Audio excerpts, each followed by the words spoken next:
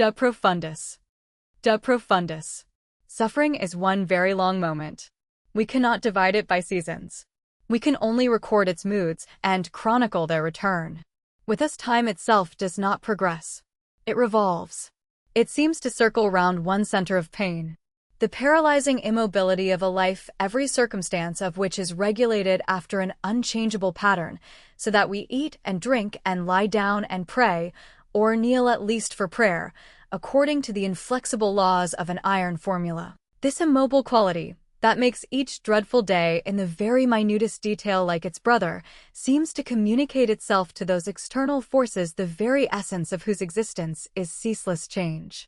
Of seed time or harvest, of the reapers bending over the corn, or the grape-gatherers threading through the vines, of the grass in the orchard made white with broken blossoms or strewn with fallen fruit, of these we know nothing and can know nothing. For us there is only one season, the season of sorrow. The very sun and moon seem taken from us. Outside, the day may be blue and gold, but the light that creeps down through the thickly muffled glass of the small iron-barred window beneath which one sits is gray and niggard. It is always twilight in one's cell, as it is always twilight in one's heart. And in the sphere of thought, no less than in the sphere of time, motion is no more. The thing that you personally have long ago forgotten, or can easily forget, is happening to me now and will happen to me again tomorrow. Remember this, and you will be able to understand a little of why I am writing, and in this manner writing. A week later, I am transferred here. 3 more months go over and my mother dies. No one knew how deeply I loved and honored her. Her death was terrible to me, but I, once a lord of language, have no words in which to express my anguish and my shame. She and my father had bequeathed me a name they had made noble and honored, not merely in literature, art, archaeology, and science, but in the public history of my own country, in its evolution as a nation. I had disgraced that name eternally. I had made it a low byword among low people. I had dragged it through the very mire. I had given it to brutes that they might make it brutal, and to fools that they might turn it into a synonym for folly. What I suffered then, and still suffer, is not for pen to write or paper to record.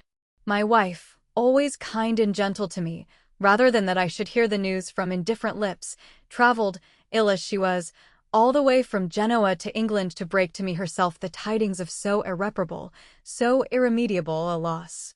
Messages of sympathy reached me from all who had still affection for me.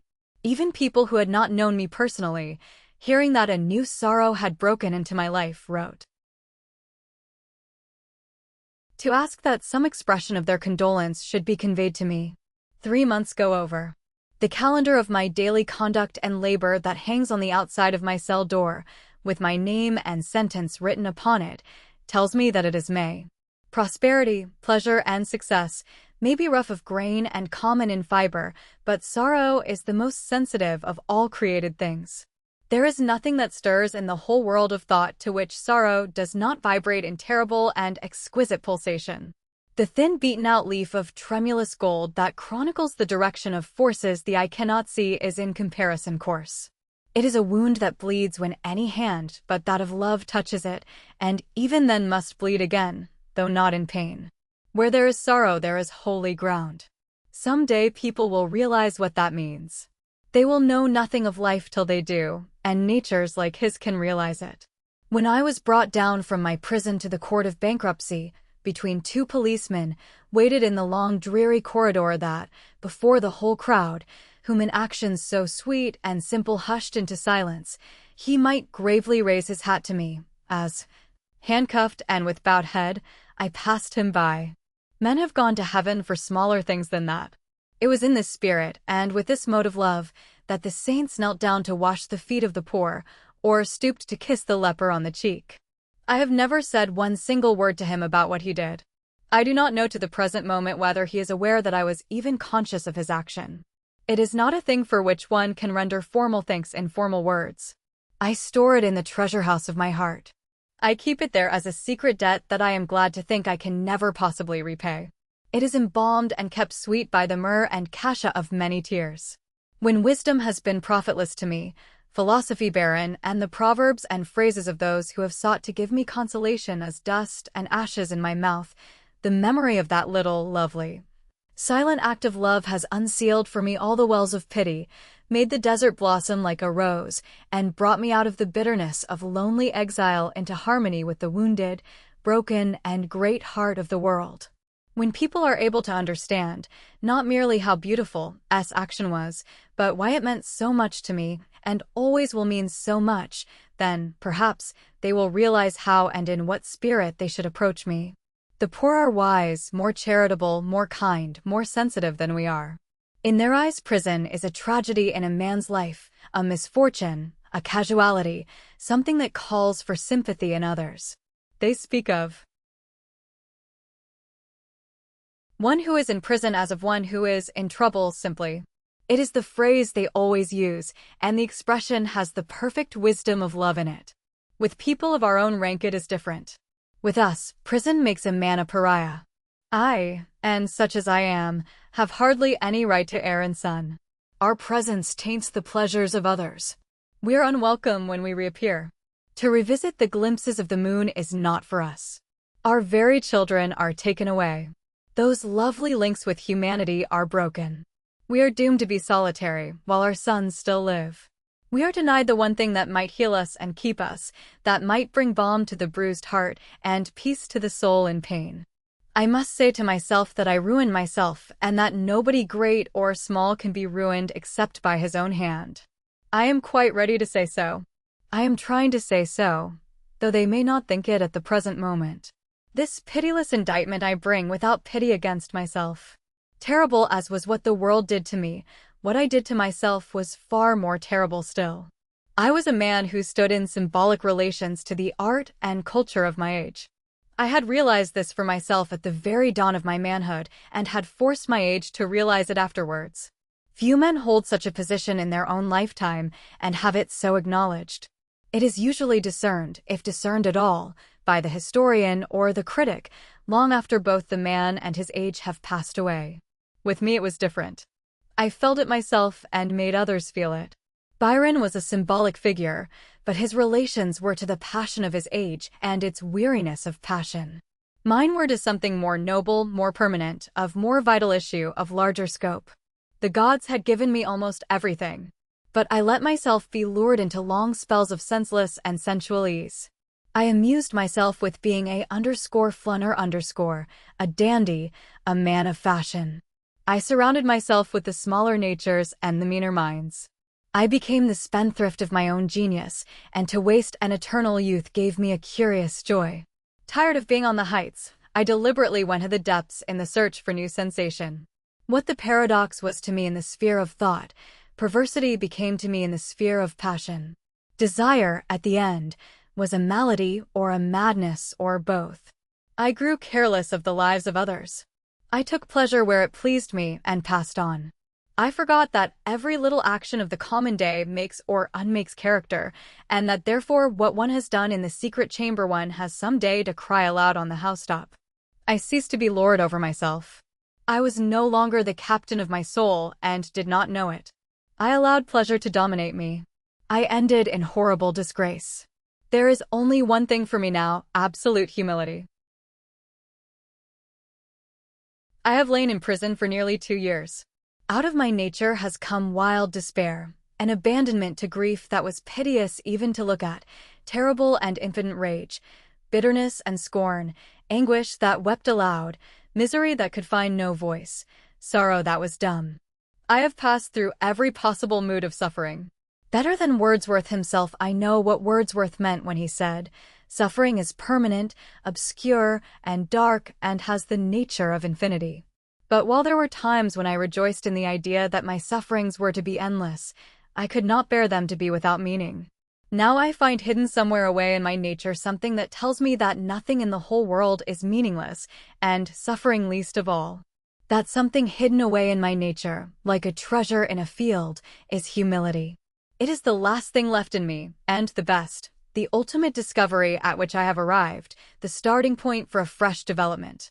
It has come to me right out of myself, so I know that it has come at the proper time. It could not have come before, nor later. Had anyone told me of it, I would have rejected it. Had it been brought to me, I would have refused it. As I found it, I want to keep it. I must do so. It is the one thing that has in it the elements of life, of a new life, _vita nuova _for me. Of all things it is the strangest. One cannot acquire it, except by surrendering everything that one has. It is only when one has lost all things, that one knows that one possesses it. Now I have realized that it is in me, I see quite clearly what I ought to do, in fact, must do. And when I use such a phrase as that, I need not say that I am not alluding to any external sanction or command. I admit none. I am far more of an individualist than I ever was. Nothing seems to me of the smallest value except what one gets out of oneself. My nature is seeking a fresh mode of self-realization. That is all I am concerned with. And the first thing that I've got to do is to free myself from any possible bitterness of feeling against the world. I am completely penniless and absolutely homeless. Yet there are worse things in the world than that. I am quite candid when I say that rather than go out from this prison with bitterness in my heart against the world, I would gladly and readily beg my bread from door to door. If I got nothing from the house of the rich, I would get something at the house of the poor. Those who have much are often greedy. Those who have little always share. I would not a bit mind sleeping in the cool grass in summer, and when winter came on sheltering myself by the warm, close-thatched rick, or under the penthouse of a great barn, provided I had love in my heart. The external things of life seem to me now of no importance at all. You can see to what intensity of individualism I have arrived, or am arriving rather, for the journey is long, and where I walk there are thorns.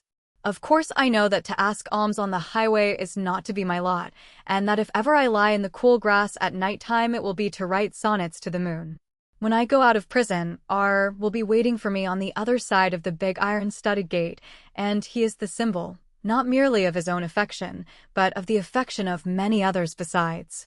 I believe I am to have enough to live on for about 18 months at any rate, so that if I may not write beautiful books, I may at least read beautiful books, and what joy can be greater? After that, I hope to be able to recreate my creative faculty. But were things different? Had I not a friend left in the world? Were there not a single house open to me in pity? Had I to accept the wallet and ragged cloak of sheer penury? As long as I am free from all resentment, hardness, and scorn, I would be able to face the life with much more calm and confidence than I would were my body in purple and fine linen, and the soul within me sick with hate. And I really shall have no difficulty. When you really want love, you will find it waiting for you. I need not say that my task does not end there. It would be comparatively easy if it did. There is much more before me. I have hills far steeper to climb, valleys much darker to pass through. And I have to get it all out of myself. Neither religion, morality, nor reason can help me at all. Morality does not help me. I am a born antinomian. I am one of those who are made for exceptions, not for laws. But while I see that there is nothing wrong in what one does, I see that there is something wrong in what one becomes. It is well to have learned that. Religion does not help me. The faith that others give to what is unseen, I give to what one can touch and look at. My gods dwell in temples made with hands, and within the circle of actual experience is my creed made perfect and complete. Too complete, it may be, for like many or all of those who have placed their heaven in this earth, I have found in it not merely the beauty of heaven, but the horror of hell also. When I think about religion at all, I feel as if I would like to found an order for those who cannot believe, the confraternity of the faithless, one might call it, where on an altar, on which no taper burned, a priest, in whose heart peace had no dwelling, might celebrate with unblessed bread and a chalice empty of wine. Everything to be true must become a religion. And agnosticism should have its ritual no less than faith. It has sown its martyrs, it should reap its saints, and praise God daily for having hidden himself from man. But whether it be faith or agnosticism, it must be nothing external to me. Its symbols must be of my own creating. Only that is spiritual which makes its own form. If I may not find its secret within myself, I shall never find it. If I have not got it already, it will never come to me. Reason does not help me. It tells me that the laws under which I am convicted are wrong and unjust laws, and the system under which I have suffered a wrong and unjust system. But somehow, I have got to make both of these things just and right to me. And exactly as in art one is only concerned with what a particular thing is at a particular moment to oneself, so it is also in the ethical evolution of one's character. I have got to make everything that has happened to me good for me.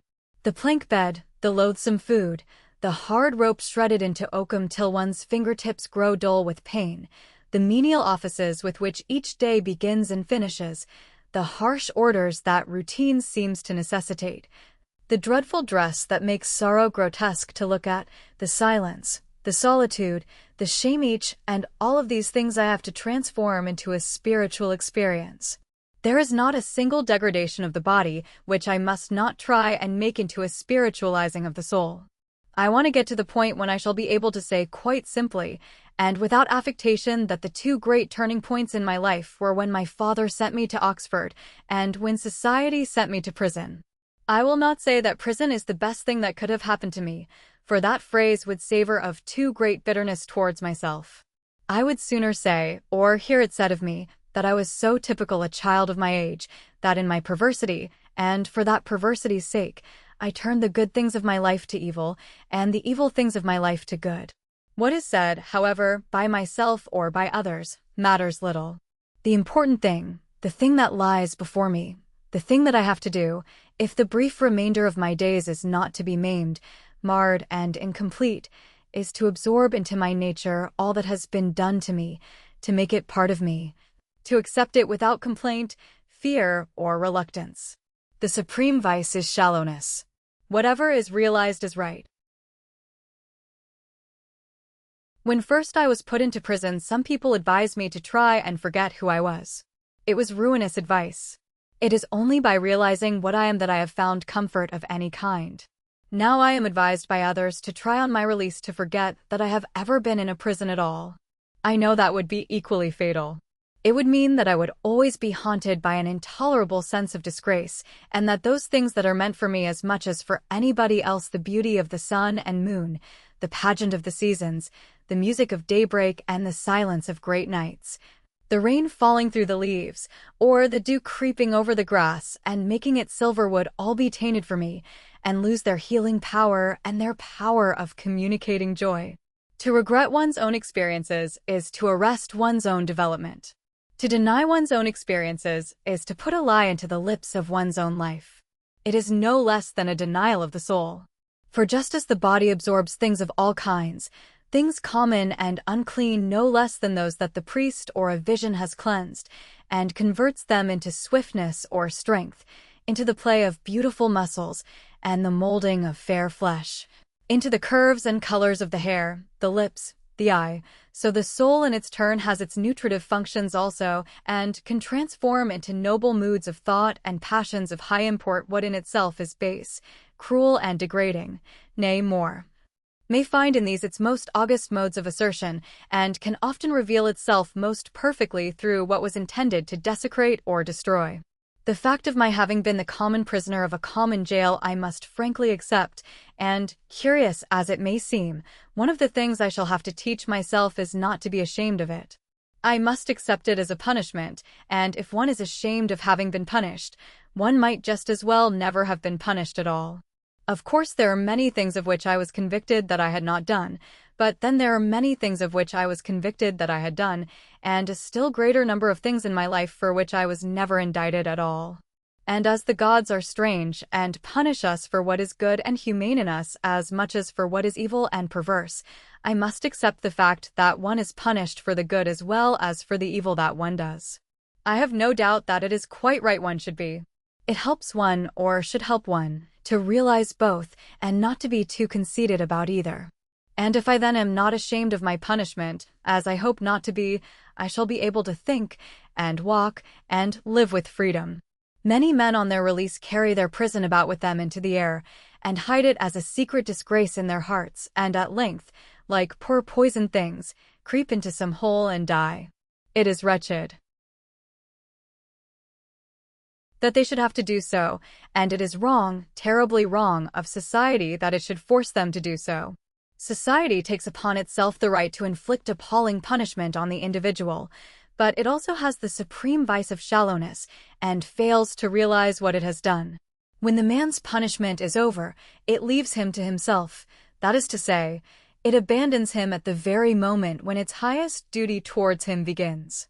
It is really ashamed of its own actions and shuns those whom it has punished, as people shun a creditor whose debt they cannot pay or one on whom they have inflicted an irreparable and irremediable wrong. I can claim on my side that if I realize what I have suffered, society should realize what it has inflicted on me, and that there should be no bitterness or hate on either side. Of course, I know that from one point of view things will be made different for me than for others, must indeed, by the very nature of the case, be made so. The poor thieves and outcasts who are imprisoned here with me are in many respects more fortunate than I am. The little way in Gray City or Greenfield that saw their sin as small, to find those who know nothing of what they have done they need go no further than a bird might fly between the twilight and the dawn, but for me the world is shriveled to a handbreadth. And everywhere I turn my name is written on the rocks and lead. For I have come, not from obscurity into the momentary notoriety of crime, but from a sort of eternity of fame to a sort of eternity of infamy, and sometimes seem to myself to have shown, if indeed it required showing, that between the famous and the infamous there is but one step, if as much as one. Still, in the very fact that people will recognize me wherever I go and know all about my life, as far as its follies go, I can discern something good for me. It will force on me the necessity of again asserting myself as an artist, and as soon as I possibly can. If I can produce only one beautiful work of art, I shall be able to rob malice of its venom, and cowardice of its sneer, and to pluck out the tongue of scorn by the roots. And if life be, as it surely is, a problem to me, I am no less a problem to life. People must adopt some attitude towards me, and so pass judgment, both on themselves and me. I need not say I am not talking of particular individuals. The only people I would care to be with now are artists and people who have suffered, those who know what beauty is, and those who know what sorrow is. Nobody else interests me. Nor am I making any demands on life. In all that I have said, I am simply concerned with my own mental attitude towards life as a whole, and I feel that not to be ashamed of having been punished is one of the first points I must attain to, for the sake of my own perfection, and because I am so imperfect. Then I must learn how to be happy. Once I knew it, or thought I knew it, by instinct. It was always springtime once in my heart. My temperament was akin to joy. I filled my life to the very brim with pleasure, as one might fill a cup to the very brim with wine. Now I am approaching life from a completely new standpoint, and even to conceive happiness is often extremely difficult for me. I remember during my first term at Oxford reading in Pater's _Renaissance that book, which has had such strange influence over my life, how Dante places low in the Inferno those who willfully live in sadness. And going to the college library and turning to the passage in the Divine Comedy where beneath the dreary marsh lie those who were sullen in the sweet air, saying for ever and ever through their sighs, Tristi fummo nell'air dolce che dal sol es allegra. I knew the church condemned Exidia but the whole idea seemed to me quite fantastic, just the sort of sin I fancied a priest who knew nothing about real life would invent. Nor could I understand how Dante, who says that sorrow remarries us to God, could have been so harsh to those who were enamored of melancholy, if any such there really were. I had no idea that someday this would become to me one of the greatest temptations of my life. While I was in Wandsworth prison, I longed to die. It was my one desire. When after 2 months in the infirmary I was transferred here and found myself growing gradually better in physical health, I was filled with rage. I determined to commit suicide on the very day on which I left prison. After a time that evil mood passed away, and I made up my mind to live, but to wear gloom as a king wears purple, never to smile again, to turn whatever house I entered into a house of mourning, to make my friends walk slowly in sadness with me, to teach them that melancholy is the true secret of life, to maim them with an alien sorrow, to mar them with my own pain. Now I feel quite differently. I see it would be both ungrateful and unkind of me to pull so long a face that when my friends came to see me they would have to make their faces still longer in order to show their sympathy, or, if I desired to entertain them, to invite them to sit down silently to bitter herbs and funeral baked meats. I must learn how to be cheerful and happy. The last 2 occasions on which I was allowed to see my friends here, I tried to be as cheerful as possible and to show my cheerfulness in order to make them some slight return for their trouble in coming all the way from town to see me. It is only a slight return, I know, but it is the one I feel certain that pleases them most. I saw R for an hour on Saturday week, and I tried to give the fullest possible expression of the delight I really felt at our meeting. And that, in the views and ideas I am here shaping for myself, I am quite right is shown to me by the fact that now, for the first time since my imprisonment, I have a real desire for life. There is before me so much to do that I would regard it as a terrible tragedy if I died before I was allowed to complete at any rate a little of it.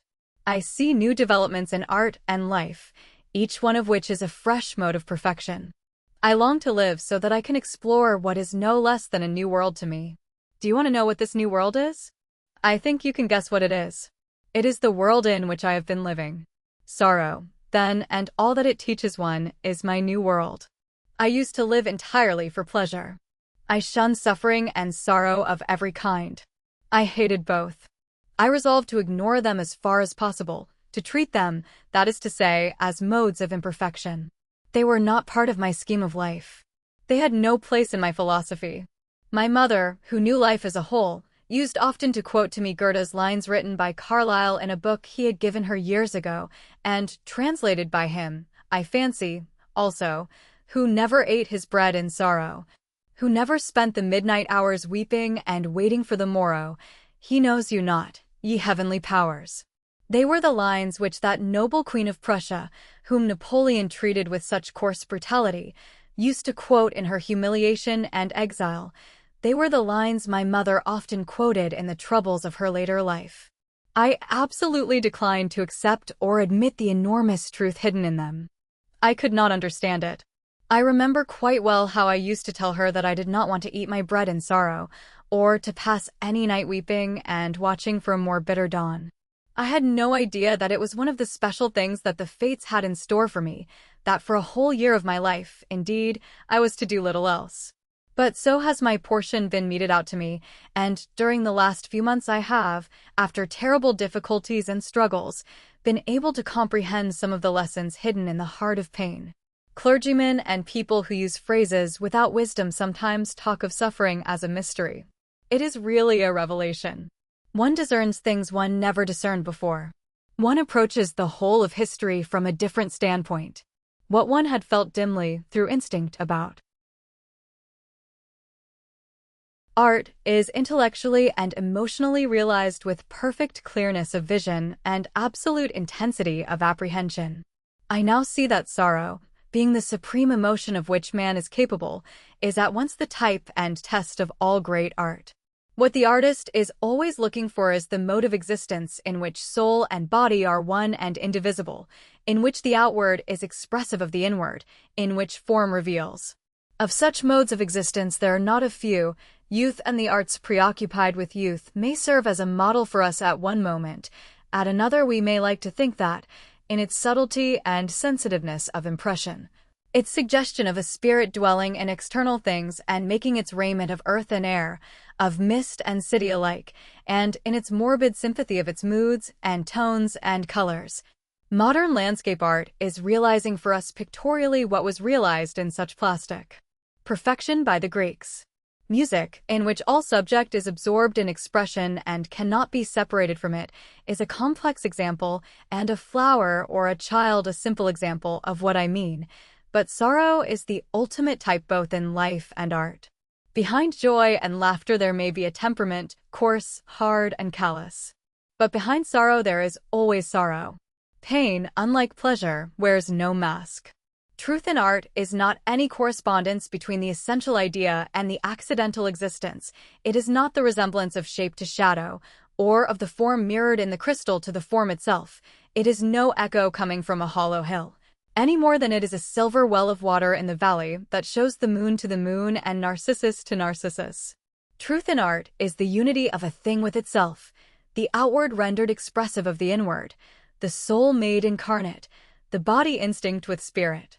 For this reason there is no truth comparable to sorrow. There are times when sorrow seems to me to be the only truth.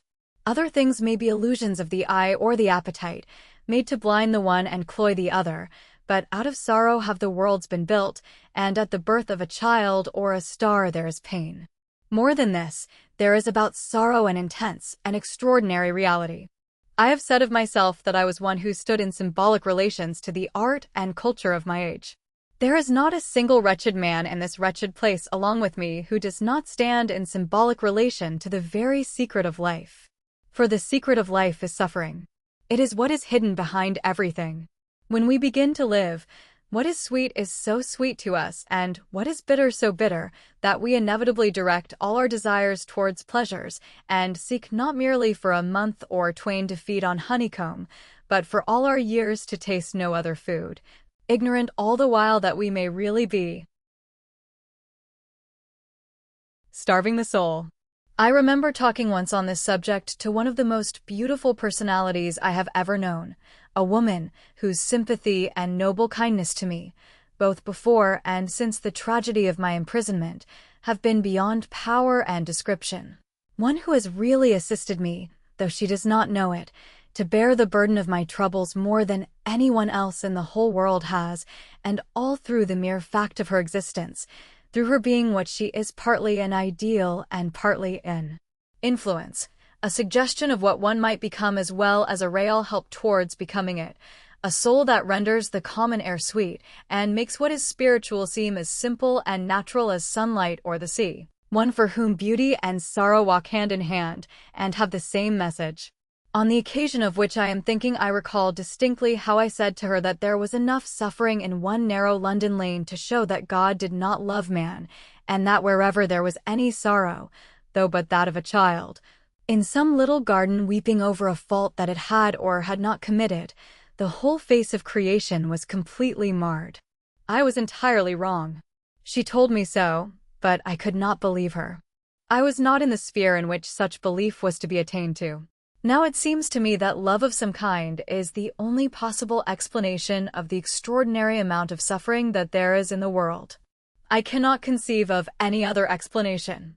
I am convinced that there is no other, and that if the world has indeed, as I have said, been built of sorrow, it has been built by the hands of love, because in no other way could the soul of man, for whom the world was made, reach the full stature of its perfection.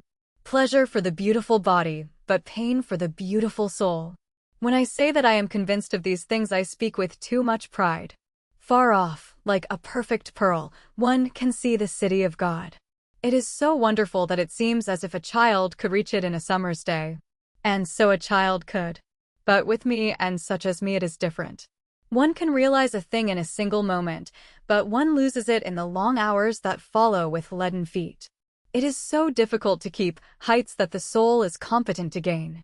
We think in eternity, but we move slowly through time, and how slowly time goes with us who lie in prison I need not tell again, nor of the weariness and despair that creep back into one's cell, and into the cell of one's heart, with such strange insistence that one has, as it were, to garnish and sweep one's house for their coming, as for an unwelcome guest, or a bitter master, or a slave whose slave it is one's chance or choice to be. And, though at present my friends may find it a hard thing to believe, it is true nonetheless, that for them living in freedom and idleness and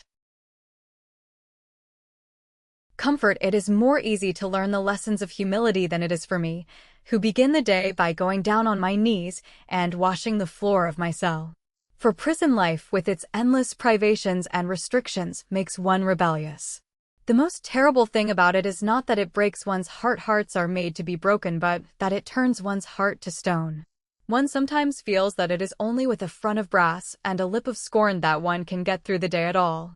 And he who is in a state of rebellion cannot receive grace, to use the phrase of which the Church is so fond, so rightly fond. I dare say, for in life as in art the mood of rebellion closes up the channels of the soul, and shuts out the airs of heaven. Yet I must learn these lessons here, if I am to learn them anywhere, and must be filled with joy if my feet are on the right road and my face set towards the gate which is called beautiful, though I may fall many times in the mire and often in the mist go astray. This new life, as through my love of Dante I like sometimes to call it, is of course no new life at all, but simply the continuance, by means of development and evolution, of my former life.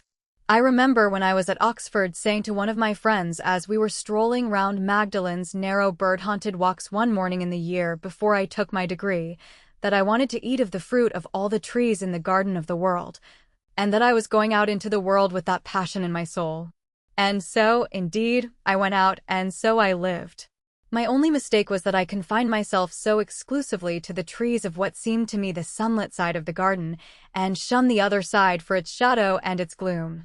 Failure, disgrace, poverty, sorrow, despair, suffering, tears even, the broken words that come from lips in pain, remorse that makes one walk on thorns, conscience that condemns, self, abasement that punishes, the misery that puts ashes on its head, the anguish that chooses sackcloth for its raiment and into its own drink puts gall, all these were things of which I was afraid.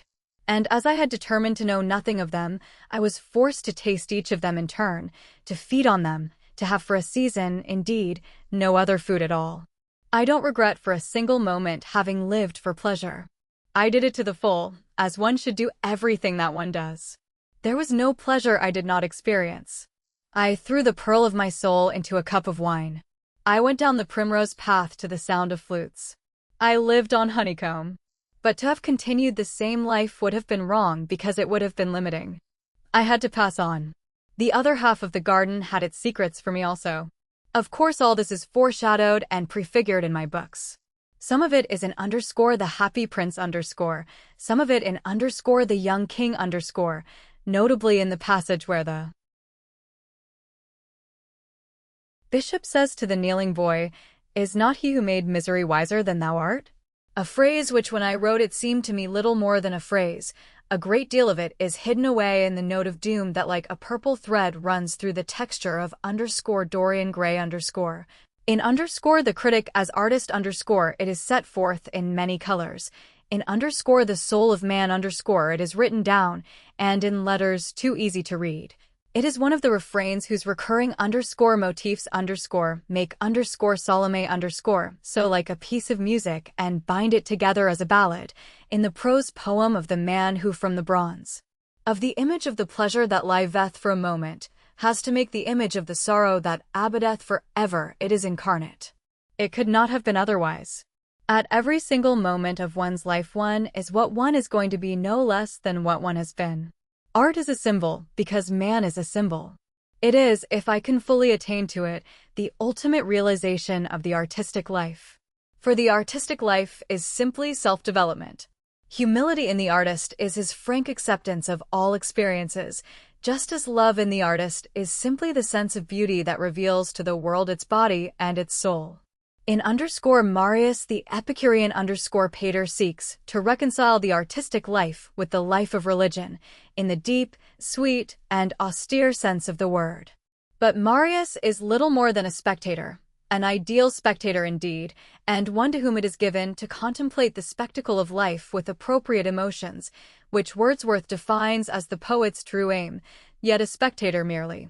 And perhaps a little too much occupied with the comeliness of the benches of the sanctuary to notice that it is the sanctuary of sorrow that he is gazing at.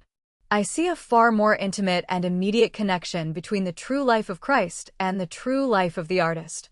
And I take a keen pleasure in the reflection that long before sorrow had made my days her own and bound me to her will I had written in _ the soul of man _ that he who would lead a Christ-like life must be entirely and absolutely himself, and had taken as my types not merely the shepherd on the hillside and the prisoner in his cell, but also the painter to whom the world is a pageant and the poet for whom the world is a song.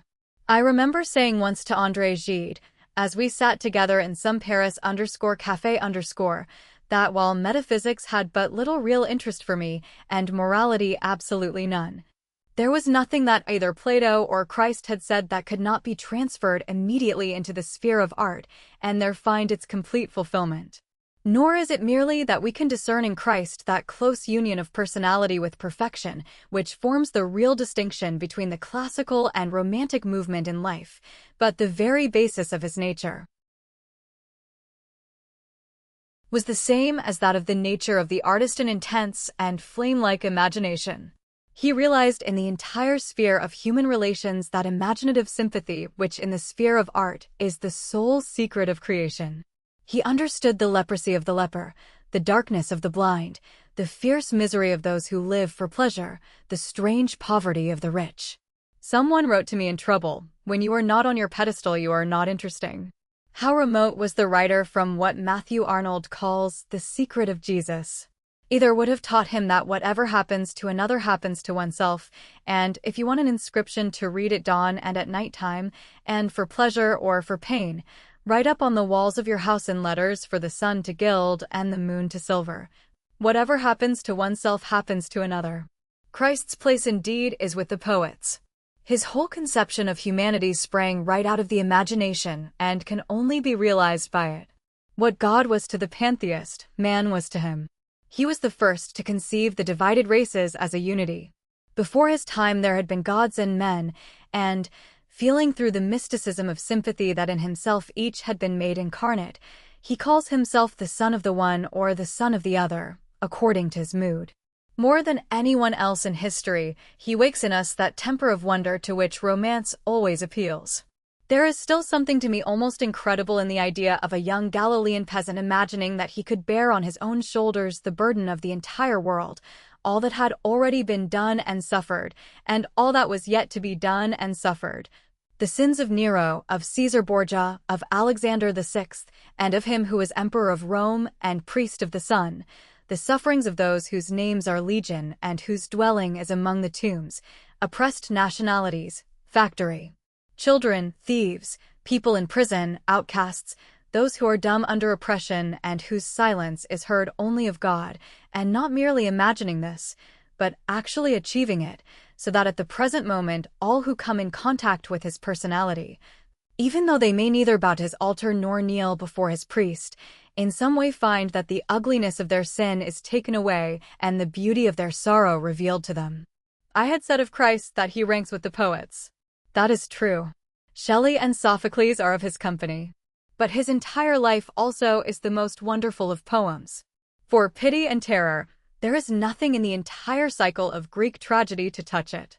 The absolute purity of the protagonist raises the entire scheme to a height of romantic art from which the sufferings of Thebes and Pelops' line are by their very horror excluded, and shows how wrong Aristotle was when he said in his treatise on the drama that it would be impossible to bear the spectacle of one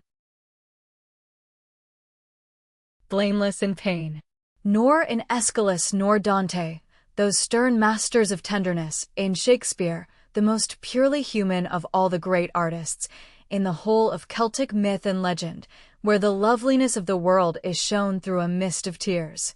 And the life of a man is no more than the life of a flower. Is there anything that, for sheer simplicity of pathos wedded and made one with sublimity of tragic effect, can be said to equal or even approach the last act of Christ's Passion?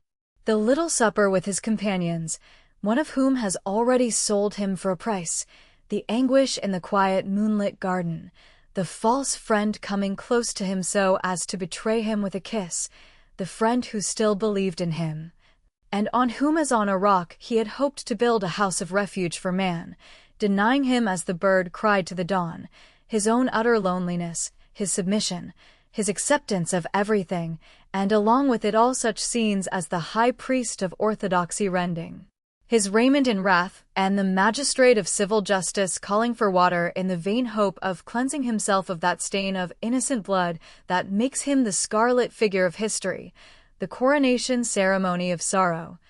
One of the most wonderful things in the whole of recorded time, the crucifixion of the innocent one before the eyes of his mother and of the disciple whom he loved, the soldiers gambling and throwing dice for his clothes, the terrible death by which he gave the world its most eternal symbol, and his final burial in the tomb of the rich man, his body swathed in Egyptian linen with costly spices and perfumes as though he had been a king's son. When one contemplates all this from the point of view of art alone, one cannot but be grateful that the supreme office of the Church should be the playing of the tragedy without the shedding of blood, the mystical presentation, by means of dialogue and costume and gesture even, of the passion of her Lord, and it is always a source of pleasure and awe to me to remember that the ultimate survival of the Greek chorus, lost elsewhere to art, is to be found in the servitor answering the priest at Mass. Yet the whole life of Christ so entirely may sorrow and beauty be made one in their meaning and manifestation is really an idyll, though it ends with the veil of the temple being rent, and the darkness coming over the face of the earth, and the stone rolled to the door of the sepulchre. One always thinks of him as a young bridegroom with his companions, as indeed he somewhere describes himself, as a shepherd straying through a valley with his sheep in search of green meadow or cool stream, as a singer trying to build out of the music the walls of the city of God, or as a lover for whose love the whole world was too small. His miracles seem to me to be as exquisite as the coming of spring, and quite as natural. I see no difficulty at all in believing that such was the charm of his personality that his mere presence could bring peace to souls in anguish, and that those who touched his garments or his hands forgot their pain, or that as he passed by on the highway of life people who had seen nothing of life's mystery saw it clearly, and others who had been deaf to every voice, but that of pleasure heard for the first time the voice of love and found it as musical as Apollo's lute, or that evil passions fled at his approach, and men whose dull unimaginative lives had been but a mode of death rose as it were from the grave when he called them, or that when he taught on the hillside the multitude forgot their hunger and thirst and the cares of this world, and that to his friends who listened to him as he sat at meat the coarse food seemed delicate, and the water had the taste of good wine, and the whole house became full of the odor and sweetness of nard. Renan in his underscore bided Jesus underscore that gracious fifth gospel, the gospel according to St. Thomas. One might call it says somewhere that Christ's great achievement was that he made himself as much loved after his death as he had been during his lifetime. And certainly, if his place is among the poets, he is the leader of all the lovers. He saw that love was the first secret of the world for which the wise men had been looking, and that it was only through love that one could approach either the heart of the leper or the feet of God. And above all, Christ is the most supreme of individualists. Humility, like the artistic acceptance of all experiences, is merely a mode of manifestation. It is man's soul that Christ is always looking for. He calls it God's kingdom and finds it in everyone. He compares it to little things, to a tiny seed, to a handful of leaven, to a pearl. That is because one realizes one's soul only by getting rid of all alien passions, all acquired culture, and all external possessions, be they good or evil. I bore up against everything with some stubbornness of will and much rebellion of nature, till I had absolutely nothing left in the world but one thing. I had lost my name, my position, my happiness, my freedom, my wealth. I was a prisoner and a pauper. But I still had my children left. Suddenly, they were taken away from me by the law. It was a blow so appalling that I did not know what to do, so I flung myself on my knees, and bowed my head, and wept, and said, "The body of a child is as the body of the Lord. I am not worthy of either." That moment seemed to save me. I saw then that the only thing for me was to accept everything. Since then, curious as it will no doubt sound, I have been happier. It was of course my soul in its ultimate essence that I had reached. In many ways I had been its enemy, but I found it waiting for me as a friend. When one comes in contact with the soul, it makes one simple as a child, as Christ said one should be. It is tragic how few people ever possess their souls before they die. Nothing is more rare in any man, says Emerson, than an act of his own. It is quite true. Most people are other people. Their thoughts are someone else's opinions, their lives a mimicry, their passions a quotation. Christ was not merely the supreme individualist, but he was the first individualist in history. People have tried to make him out an ordinary philanthropist, or ranked him as an altruist with the scientific and sentimental. But he was really neither one nor the other. Pity he has, of course, for the poor, for those who are shut up in prisons, for the lowly, for the wretched, but he has far more pity for the rich, for the hard hedonists, for those who waste their freedom in becoming slaves to things, for those who wear soft raiment and live in kings' houses. Riches and pleasure seem to him to be really greater tragedies than poverty or sorrow. And as for altruism, who knew better than he that it is vocation not volition that determines us, and that one cannot gather grapes of thorns or figs from thistles? To live for others as a definite self-conscious aim was not his creed. It was not the basis of his creed. When he says, "Forgive your enemies," it is not for the sake of the enemy, but for one's own sake that he says so, and because love is more beautiful than hate. In his own entreaty to the young man, "Sell all that thou hast and give to the poor," it is not of the state of the poor that he is thinking, but of the soul of the young man, the soul that wealth was marring.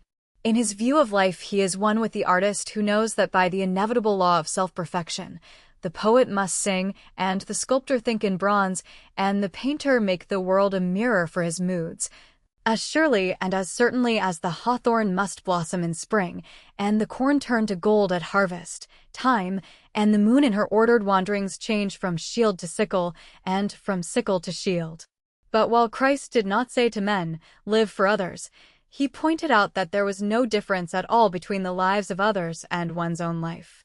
By this means he gave to man an extended, a Titan personality. Since his coming, the history of each separate individual is, or can be made, the history of the world. Of course, culture has intensified the personality of man. Art has made us myriad-minded. Those who have the artistic temperament go into exile with Dante and learn how salt is the bread of others, and how steep their stairs. They catch for a moment the serenity and calm of Goethe, and yet know but too well that Baudelaire cried to God, "O Seigneur, donnez-moi la force et le courage de contempler mon corps et mon cœur sans dégoût." Out of Shakespeare's sonnets they draw, to their own hurt it may be, the secret of his love and make it their own. They look with new eyes on modern life, because they have listened to one of Chopin's nocturnes, or handled Greek things, or read the story of the passion of some dead man for some dead woman whose hair was like threads of fine gold, and whose mouth was as a pomegranate. But the sympathy of the artistic temperament is necessarily with what has found expression. In words or in colors, in music or in marble, behind the painted masks of an Aeschylean play, or through some Sicilian shepherd's pierced and jointed reeds, the man and his message must have been revealed. To the artist, expression is the only mode under which he can conceive life at all. To him what is dumb is dead. But to Christ it was not so. With a width and wonder of imagination that fills one almost with awe, he took the entire world of the inarticulate, the voiceless world of pain, as his kingdom, and made of himself its eternal mouthpiece.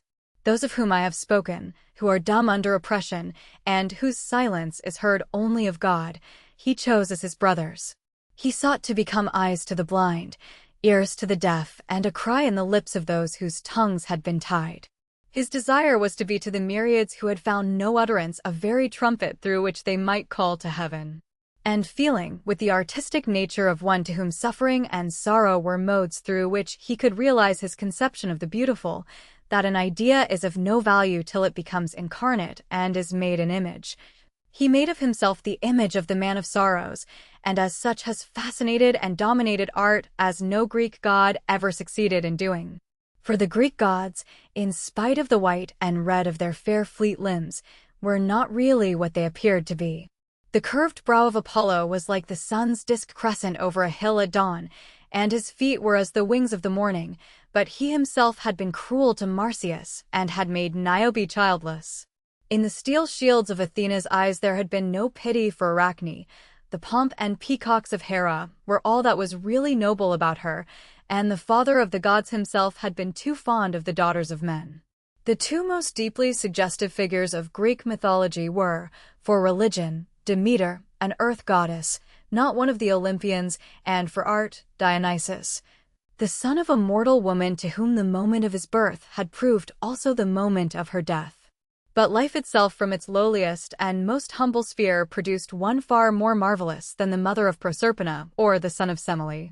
Out of the carpenter's shop at Nazareth had come a personality infinitely greater than any made by myth and legend, and one, strangely enough, destined to reveal to the world the mystical meaning of wine and the real beauties of the lilies of the field as none, either on Cithaeron or at Enna, had ever done. The Song of Isaiah, "He is despised and rejected of men, a man of sorrows and acquainted with grief, and we hid as it were our faces from him," had seemed to him to prefigure himself, and in him the prophecy was fulfilled. We must not be afraid of such a phrase. Every single work of art is the fulfillment of a prophecy, for every work of art is the conversion of an idea into an image. Every single human being should be the fulfillment of a prophecy, for every human being should be the realization of some ideal, either in the mind of God or in the mind of man. Christ found the type and fixed it, and the dream of a Virgilian poet, either at Jerusalem or at Babylon, became in the long progress of the centuries incarnate in him for whom the world was waiting. To me, one of the things in history the most to be regretted is that the Christ's own Renaissance, which has produced the cathedral at Chartres, the Arthurian cycle of legends, the life of St. Francis of Assisi, the art of Giotto, and Dante's Divine Comedy was not allowed to develop on its own lines, but was interrupted and spoiled by the dreary classical Renaissance that gave us Petrarch and Raphael's frescoes, and Palladian architecture and formal French tragedy, and St. Paul's Cathedral and Pope's poetry, and everything that is made from without and by dead rules, and does not spring from within through some spirit informing it. But wherever there is a romantic movement in art, there somehow, and under some form, is Christ or the soul of Christ. He is an Romeo and Juliet in the Winter's Tale in Provençal poetry, in the Ancient Mariner in La Belle Dame sans Merci and in Chatterton's Ballad of Charity . We owe to him the most diverse things and people. Hugo's Les Miserables Baudelaire's Fleurs du Mal the note of pity in Russian novels, Verlaine and Verlaine's poems, the stained glass and tapestries, and the Quattrocento work of Burne-Jones and Morris belong to him no less than the Tower of Giotto, Lancelot and Guinevere, Tannhauser, the troubled romantic marbles of Michelangelo, pointed architecture, and the love of children and flowers, for both of which, indeed, in classical art there was but little place, hardly enough for them to grow or play in, but which, from the 12th century down to our own day, have been continually making their appearances in art, under various modes and at various times, coming fitfully and willfully, as children, as flowers, are apt to do. Spring always seeming to one as if the flowers had been in hiding, and only came out into the sun because they were afraid that grown-up people would grow tired of looking for them, and give up the search, and the life of a child being no more than an April day on which there is both rain and sun for the narcissus.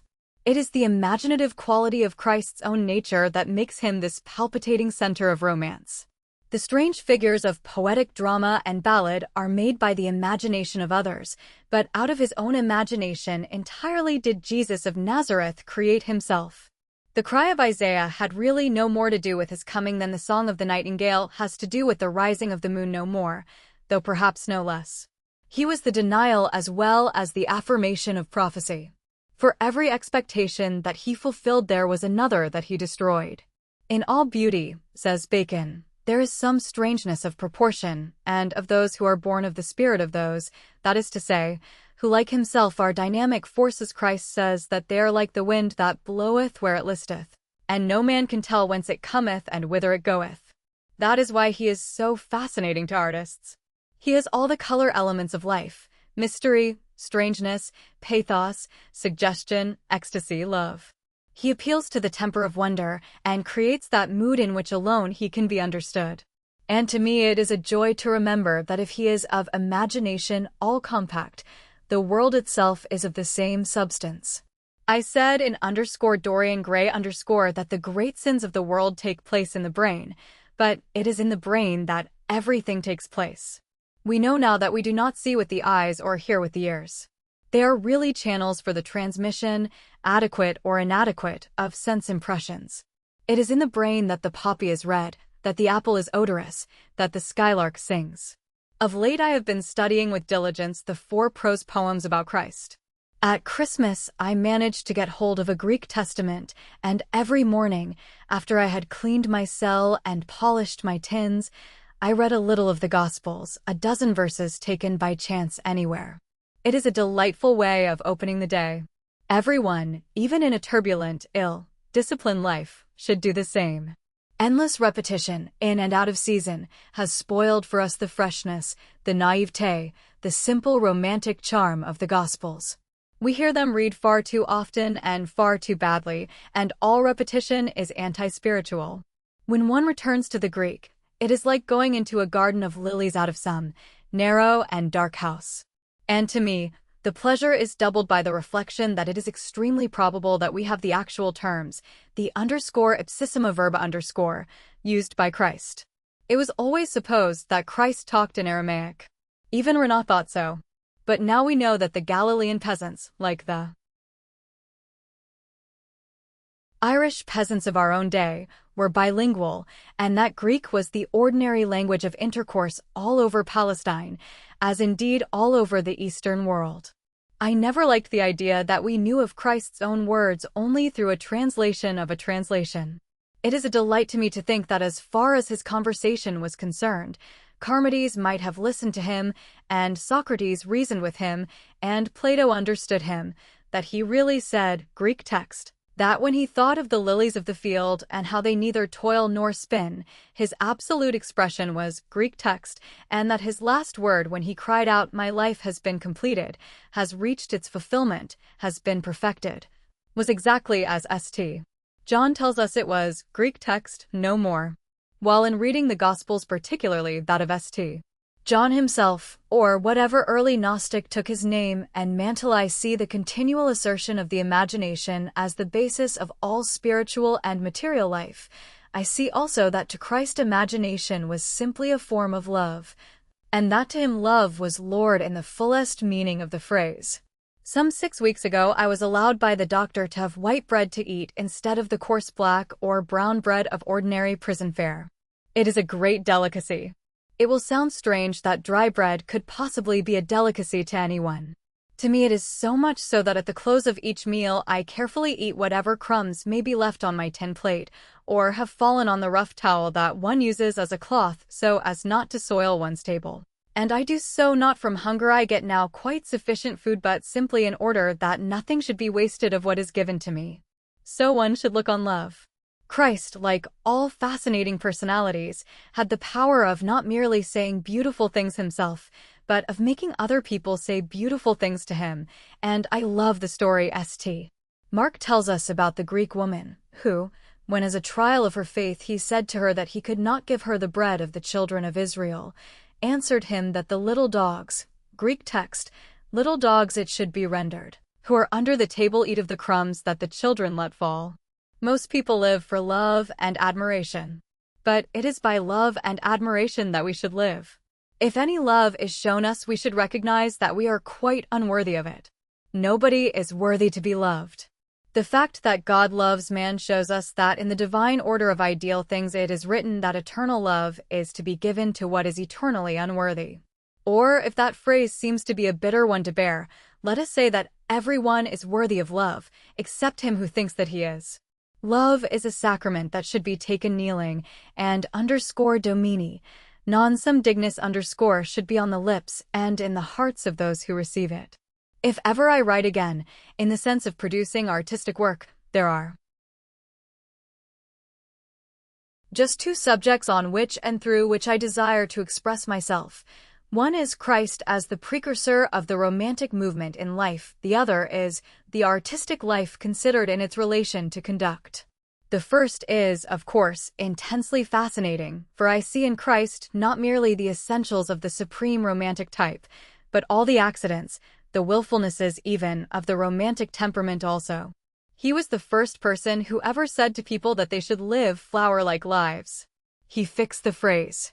He took children as the type of what people should try to become.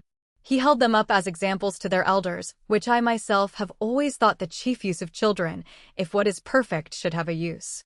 Dante describes the soul of a man as coming from the hand of God, weeping and laughing like a little child, and Christ also saw that the soul of each one should be _ a gaisa di fanciulla che piangendo e ridendo pargoleggia _. He felt that life was changeful, fluid, active, and that to allow it to be stereotyped into any form was death. He saw that people should not be too serious over material, common interests, that to be unpractical was to be a great thing, that one should not bother too much over affairs. The birds didn't. Why should man? He is charming when he says, "Take no thought for the morrow. Is not the soul more than meat? Is not the body more than raiment?" A Greek might have used the latter phrase. It is full of Greek feeling. But only Christ could have said both, and so summed up life perfectly for us. His morality is all sympathy, just what morality should be. If the only thing that he ever said had been, "Her sins are forgiven her because she loved much," it would have been worth while dying to have said it. His justice is all poetical justice, exactly what justice should be. The beggar goes to heaven because he has been unhappy. I cannot conceive a better reason for his being sent there. The people who work for an hour in the vineyard in the cool of the evening receive just as much reward as those who have toiled there all day long in the hot sun. Why shouldn't they? Probably no one deserved anything. Or perhaps they were a different kind of people. Christ had no patience with the dull, lifeless, mechanical systems that treat people as if they were things, and so treat everybody alike. For him there were no laws. There were exceptions merely, as if anybody, or anything, for that matter, was like aught else in the world. That which is the very keynote of romantic art was to him the proper basis of natural life. He saw no other basis. And when they brought him one, taken in the very act of sin, and showed him her sentence written in the law, and asked him what was to be done, he wrote with his finger on the ground as though he did not hear them, and finally, when they pressed him again, looked up and said, "Let him of you who has never sinned be the first to throw the stone at her." It was worth while living to have said that. Like all poetical natures, he loved ignorant people. He knew that in the soul of one who is ignorant there is always room for a great idea. But he could not stand stupid people, especially those who are made stupid by education, people who are full of opinions not one of which they even understand, a peculiarly modern type, summed up by Christ when he describes it as the type of one who has the key of knowledge, cannot use it himself, and does not allow other people to use it, though it may be made to open the gate of God's kingdom. His chief war was against the Philistines. That is the war every child of light has to wage. Philistinism was the note of the age and community in which he lived. In their heavy inaccessibility to ideas, their dull respectability, their tedious orthodoxy, their worship of vulgar success, their entire preoccupation with the gross materialistic side of life, and their ridiculous estimate of themselves and their importance, the Jews of Jerusalem in Christ's day were the exact counterpart of the British Philistine of our own. Christ mocked at the whited sepulchre of respectability and fixed that phrase forever. He treated worldly success as a thing absolutely to be despised. He saw nothing in it at all. He looked on wealth as an encumbrance to a man. He would not hear of life being sacrificed to any system of thought or morals. He pointed out that forms and ceremonies were made for man, not man for forms and ceremonies. He took Sabbatarianism as a type of the things that should be set at naught. The cold philanthropies, the ostentatious public charities, the tedious formalisms so dear to the middle-class mind, he exposed with utter and relentless scorn. To us, what is termed orthodoxy is merely a facile, unintelligent acquiescence, but to them, and in their hands, it was a terrible and paralyzing tyranny. Christ swept it aside. He showed that the Spirit alone was of value. He took a keen pleasure in pointing out to them that though they were always reading the law and the prophets, they had not really the smallest idea of what either of them meant. In opposition to their tithing of each separate day into the fixed routine of prescribed duties, as they tithe mint and rue, he preached the enormous importance of living completely for the moment. Those whom he saved from their sins are saved simply for beautiful moments in their lives. Mary Magdalene, when she sees Christ, breaks the rich vase of alabaster that one of her 7 lovers had given her and spills the odorous spices over his tired, dusty feet. And for that one moment's sake sits forever with Ruth and Beatrice in the tresses of the snow-white rose of paradise. All that Christ says to us by the way of a little warning is that every moment should be beautiful, that the soul should always be ready for the coming of the bridegroom, always waiting. For the voice of the lover, Philistinism being simply that side of man's nature that is not illumined by the imagination. He sees all the lovely influences of life as modes of light. The imagination itself is the world of light. The world is made by it, and yet the world cannot understand it. That is because the imagination is simply a manifestation of love, and it is love and the capacity for it that distinguishes one human being from another. But it is when he deals with a sinner that Christ is most romantic, in the sense of most real. The world had always loved the saint as being the nearest possible approach to the perfection of God. Christ, through some divine instinct in him, seems to have always loved the sinner as being the nearest possible approach to the perfection of man. His primary desire was not to reform people, any more than his primary desire was to relieve suffering. To turn an interesting thief into a tedious, honest man was not his aim. He would have thought little of the Prisoners' Aid Society and other modern movements of the kind. The conversion of a publican into a Pharisee would not have seemed to him a great achievement. But in a manner not yet understood of the world, he regarded sin and suffering as being in themselves beautiful, holy things and modes of perfection. It seems a very dangerous idea. It is all great ideas are dangerous. That it was Christ's creed admits of no doubt. That it is the true creed, I don't doubt myself. Of course the sinner must repent. But why? Simply because otherwise he would be unable to realize what he had done. The moment of repentance is the moment of initiation. More than that, it is the means by which one alters one's past. The Greeks thought that impossible. They often say in their gnomic aphorisms, even the gods cannot alter the past. Christ showed that the commonest sinner could do it, that it was the one thing he could do. Christ, had he been asked, would have said, I feel quite certain about it, that the moment the prodigal son fell on his knees and wept, he made his having wasted his substance with harlots, his swine, hurting and hungering for the husks they ate, beautiful and holy moments in his life. It is difficult for most people to grasp the idea. I dare say one has to go to prison to understand it. If so, it may be worthwhile going to prison. There is something so unique about Christ. Of course, just as there are false dawns before the dawn itself, and winter days so full of sudden sunlight that they will cheat the wise crocus into squandering its gold before its time, and make some foolish bird call to its mate to build on barren boughs, so there were Christians before Christ. For that we should be grateful. The unfortunate thing is that there have been none since. I make one exception, St. Francis of Assisi. But then God had given him at his birth the soul of a poet, as he himself when quite young had in mystical marriage taken poverty as his bride, and with the soul of a poet and the body of a beggar, he found the way to perfection not difficult. He understood Christ, and so he became like him. We do not require the Liber Conformitatem to teach us that the life of St. Francis was the true imitatio Christi a poem compared to which the book of that name is merely prose. Indeed, that is the charm about Christ. When all is said, he is just like a work of art. He does not really teach one anything, but by being brought into his presence one becomes something. And everybody is predestined to his presence. Once at least in his life, each man walks with Christ to Emmaus. As regards the other subject, the relation of the artistic life to conduct, it will no doubt seem strange to you that I should select it. People point to Reading Gaol and say, that is where the artistic life leads a man. Well, it might lead to worse places.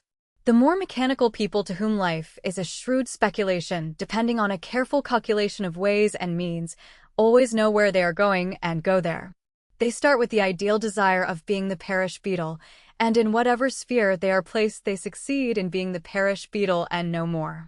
A man whose desire is to be something separate from himself, to be a member of Parliament, or a successful grocer, or a prominent solicitor, or a judge, or something equally tedious, invariably succeeds in being what he wants to be.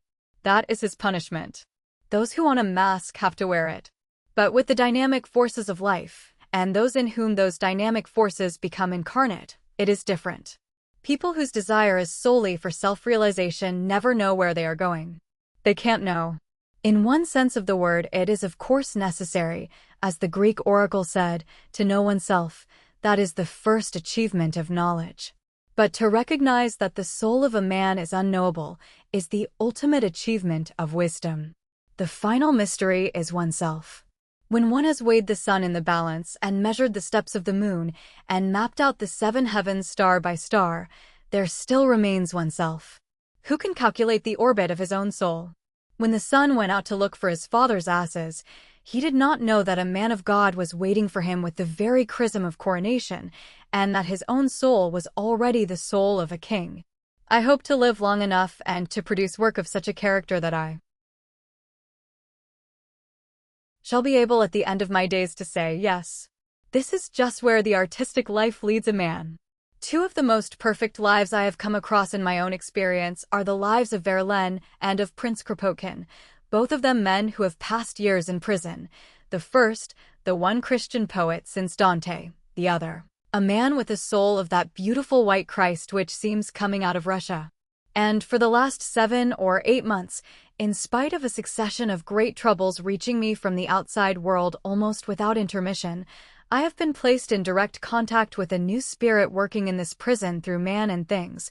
That has helped me beyond any possibility of expression in words, so that while for the first year of my imprisonment I did nothing else, and can remember doing nothing else, but wring my hands in impotent despair and say, what an ending, what an appalling ending. Now I try to say to myself, and sometimes when I am not torturing myself do really and sincerely say, what a beginning, what a wonderful beginning.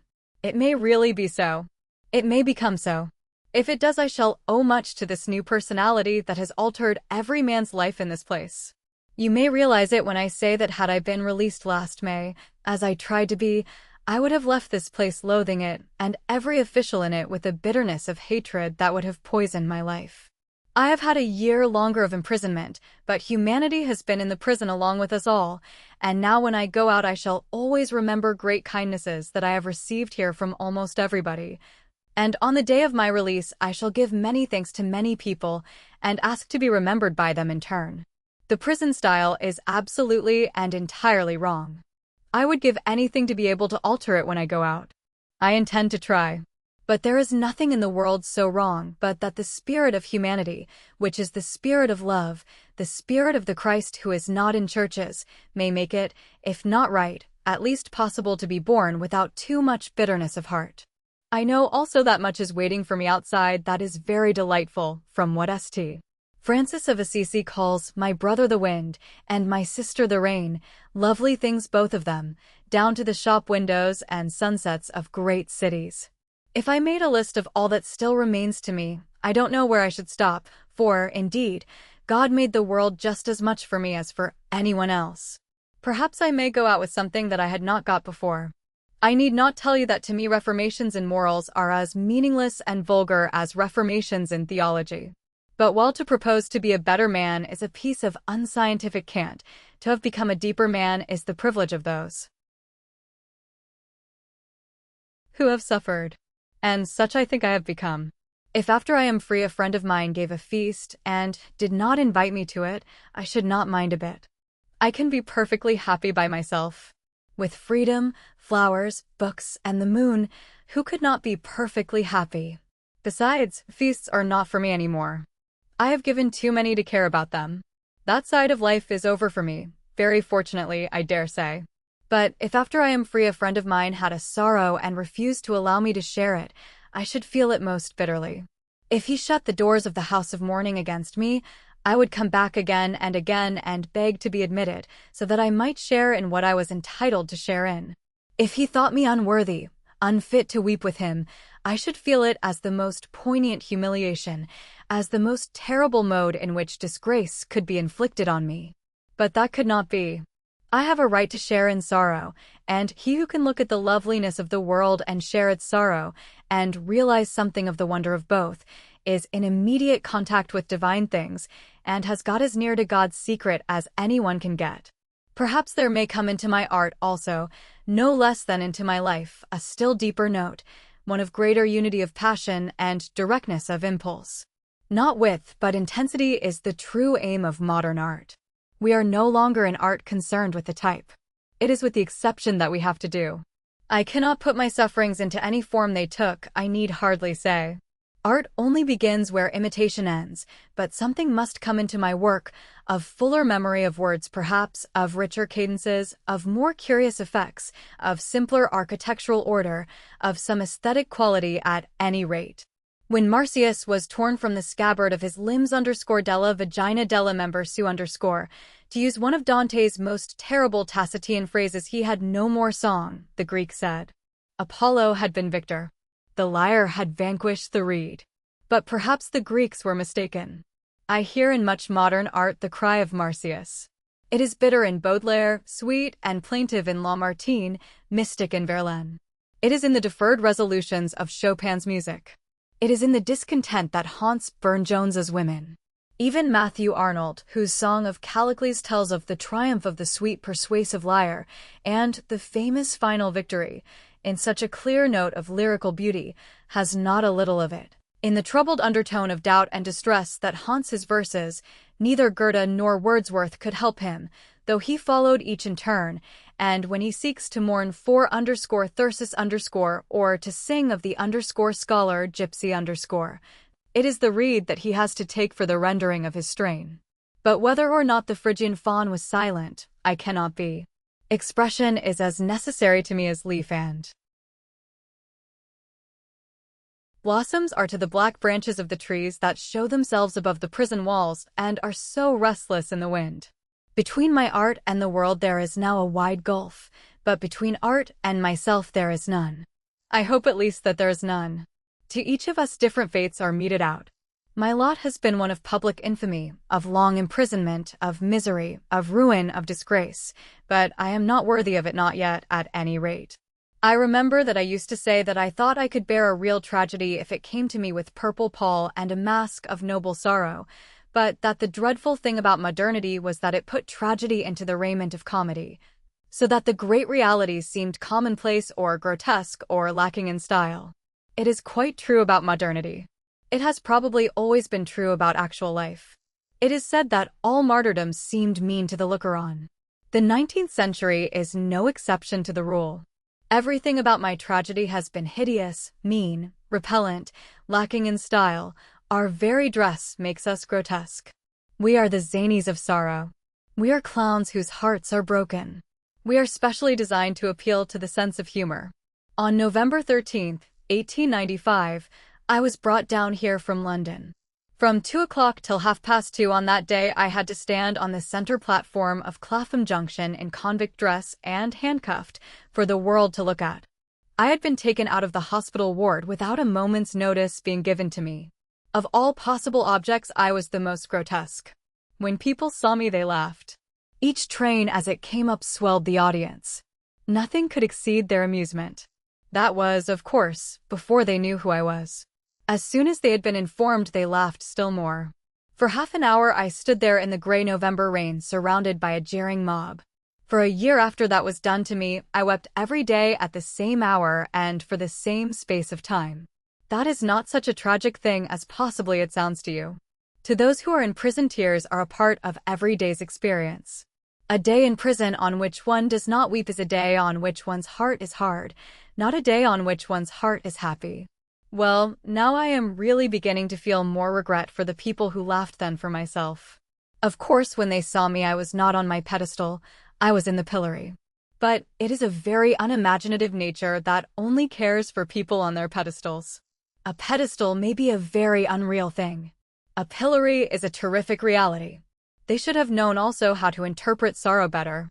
I have said that behind sorrow there is always sorrow. It were wiser still to say that behind sorrow there is always a soul. And to mock at a soul in pain is a dreadful thing.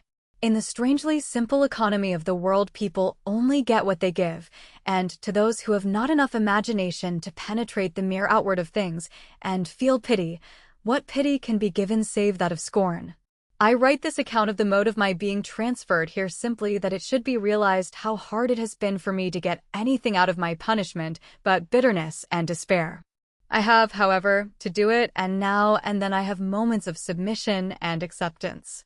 All the spring may be hidden in the single bud, and the low-ground nest of the lark may hold the joy that is to herald the feet of many rose-red dawns.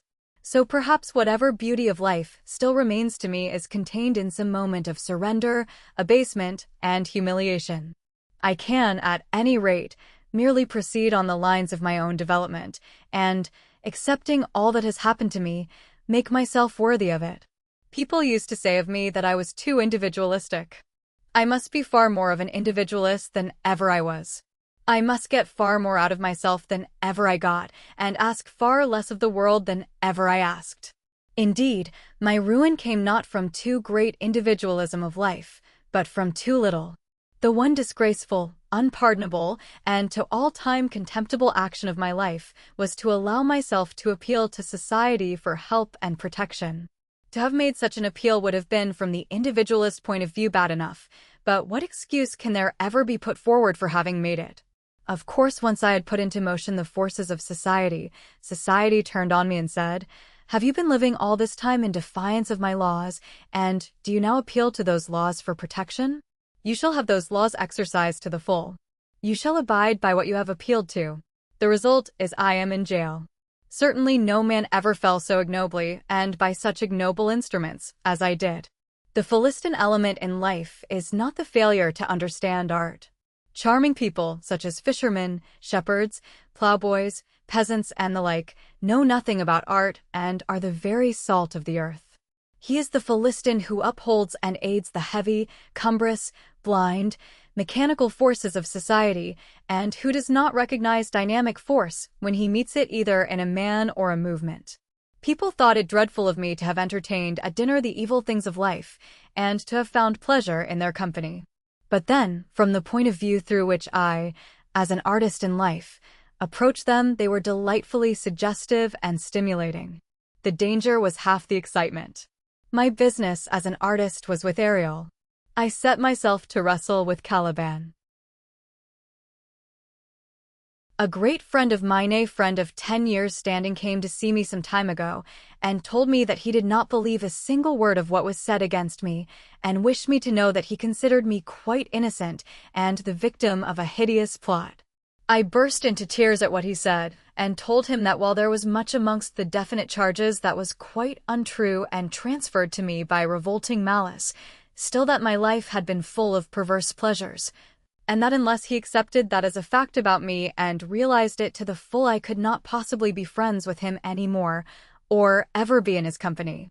It was a terrible shock to him, but we are friends, and I have not got his friendship on false pretenses. Emotional forces, as I say somewhere in _intentions_, are as limited in extent and duration as the forces of physical energy. The little cup that is made to hold so much can hold so much and no more, though all the purple vats of Burgundy be filled with wine to the brim, and the treaders stand knee-deep in the gathered grapes of the stony vineyards of Spain. There is no error more common than that of thinking that those who are the causes or occasions of great tragedy share in the feelings suitable to the tragic mood, no error more fatal than expecting it of them. The martyr in his shirt of flame may be looking on the face of God, but to him who is piling the faggots or loosening the logs for the blessed, the whole scene is no more than the slaying of an ox is to the butcher, or the felling of a tree to the charcoal burner in the forest, or the fall of a flower to one who is mowing down the grass with a scythe. Great passions are for the great of soul, and great events can be seen only by those who are on a level with them. I know of nothing in all drama more incomparable from the point of view of art, nothing more suggestive in its subtlety of observation, than Shakespeare's drawing of Rosencrantz and Guildenstern. They are Hamlet's college friends. They have been his companions. They bring with them memories of pleasant days together. At the moment when they come across him in the play, he is staggering under the weight of a burden intolerable to one of his temperament. The dead have come armed out of the grave to impose on him a mission at once too great and too mean for him. He is a dreamer, and he is called upon to act. He has the nature of the poet, and he is asked to grapple with the common complexity of cause and effect, with life in its practical realization, of which he knows nothing, not with life in its ideal essence, of which he knows so much. He has no conception of what to do, and his folly is to feign folly. Brutus used madness as a cloak to conceal the sword of his purpose, the dagger of his will, but the Hamlet madness is a mere mask for the hiding of weakness. In the making of fancies and jests, he sees a chance of delay. He keeps playing with action as an artist plays with a theory. He makes himself the spy of his proper actions, and listening to his own words knows them to be but words, words, words. Instead of trying to be the hero of his own history, he seeks to be the spectator of his own tragedy. He disbelieves in everything, including himself, and yet his doubt helps him not, as it comes not from skepticism, but from a divided will. Of all this Guildenstern and Rosencrantz realize nothing. They bow and smirk and smile, and what the one says the other echoes with sickliest intonation. When, at last, by means of the play within the play, and the puppets in their dalliance, Hamlet catches the conscience of the king and drives the wretched man in terror from his throne, Guildenstern and Rosencrantz see no more in his conduct than a rather painful breach of court etiquette. That is as far as they can attain to in the contemplation of the spectacle of life with appropriate emotions. They are close to his very secret and know nothing of it. Nor would there be any use in telling them. They are the little cups that can hold so much and no more.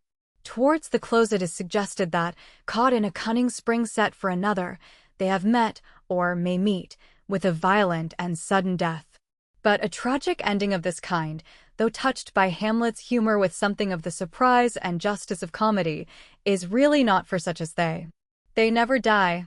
Horatio, who in order to report Hamlet and his cause aright to the unsatisfied, absents him from felicity a while, and in this harsh world draws his breath in pain, dies, but Guildenstern and Rosencrantz are as immortal as Angelo and Tartuffe, and should rank with them. They are what modern life has contributed to the antique ideal of friendship. He who writes a new _de amicitia_ must find a niche for them, and praise them in Tusculan prose. They are types fixed for all time. To censure them would show a lack of appreciation. They are merely out of their sphere, that is all. In sublimity of soul there is no contagion. High thoughts and high emotions are by their very existence isolated. ************** I am to be released, if all goes well with me, towards the end of May, and hope to go at once to some little seaside village abroad with R&M. The sea, as Euripides says in one of his plays about Iphigenia, washes away the stains and wounds of the world. I hope to be at least a month with my friends, and to gain peace and balance and a less troubled heart and a sweeter mood. I have a strange longing for the great simple primeval things, such as the sea, to me no less of a mother than the earth. It seems to me that we all look at nature too much, and live with her too little. I discern great sanity in the Greek attitude. They never chattered about sunsets, or discussed whether the shadows on the grass were really mauve or not. But they saw that the sea was for the swimmer and the sand for the feet of the runner. They loved the trees for the shadow that they cast, and the forest for its silence at noon. The vineyard dresser wreathed his hair with ivy that he might keep off the rays of the sun as he stooped over the young shoots, and for the artist and the athlete, the two types that Greece gave us, they plaited with garlands the leaves of the bitter laurel and of the wild parsley, which else had been of no service to men.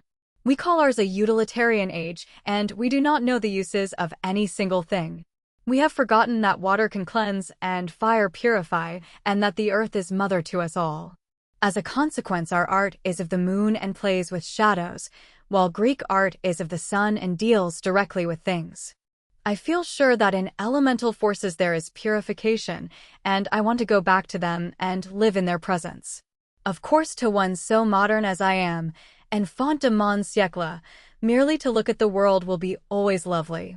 I tremble with pleasure when I think that on the very day of my leaving prison both the laburnum and the lilac will be blooming in the gardens, and that I shall see the wind stir into restless beauty the swaying gold of the one, and make the other toss the pale purple of its plumes, so that all the air shall be Arabia for me. Linnaeus fell on his knees and wept for joy when he saw for the first time the long heath of some English upland made yellow with the tawny aromatic brooms of the common firs, and I know that for me, to whom flowers are part of desire, there are tears waiting in the petals of some rose. It has always been so with me from my boyhood.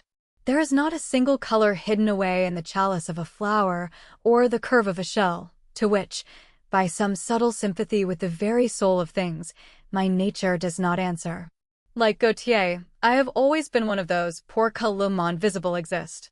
Still, I am conscious now that behind all this beauty, satisfying though it may be, there is some spirit hidden of which the painted forms and shapes are but modes of manifestation, and it is with this spirit that I desire to become in harmony. I have grown tired of the articulate utterances of men and things. The mystical in art, the mystical in life, the mystical in nature, this is what I am looking for. It is absolutely necessary for me to find it somewhere. All trials are trials for one's life, just as all sentences are sentences of death, and 3 times have I been tried. The first time I left the box to be arrested, the second time to be led back to the house of detention, the third time to pass into a prison for 2 years. Society, as we have constituted it, will have no place for me, has none to offer, but nature, whose sweet rains fall on unjust and just alike, will have clefts in the rocks where I may hide, and secret valleys in whose silence I may weep undisturbed. She will hang the night with stars so that I may walk abroad in the darkness without stumbling, and send the wind over my footprints so that none may track me to my hurt. She will cleanse me in great waters, and with bitter herbs make me whole.